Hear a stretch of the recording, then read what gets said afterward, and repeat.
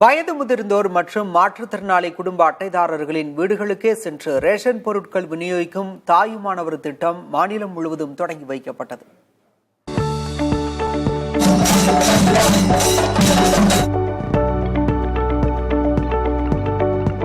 சென்னை தண்டையார்பேட்டையில் தாயுமானவர் திட்டத்தை தொடங்கி வைத்த அவர் நேரடியாக மாற்றுத்திறனாளி ஒருவரின் வீட்டுக்கு சென்று ரேஷன் பொருட்களை வழங்கி அவருடன் கலந்துரையாடினார்.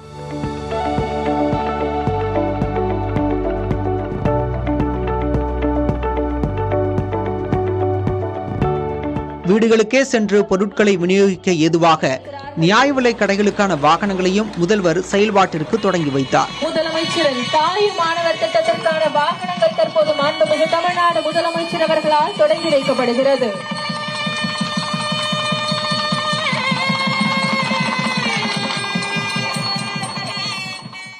வயது முதிர்ந்தோரும் மாற்றுத்திறனாளிகளும் ரேஷன் கடைகளுக்கு போய் பொருட்களை வாங்குறதுல ஏற்படுகிற சிரமத்தை உணர்ந்து இந்த திட்டத்தை உருவாக்கி இருக்கிறோம். இந்த திட்டத்தை 34,809 நியாய விலை கடைகளில் செயல்படுத்த போகிறோம். 70 வயதுக்கு மேற்பட்ட 20,42,657 மூத்த குடிமக்கள், 1,27,797 மாற்றுத்திறனாளிகள்னு 21,70,454 பேர் இந்த திட்டத்தால் பயனடைய போறாங்க.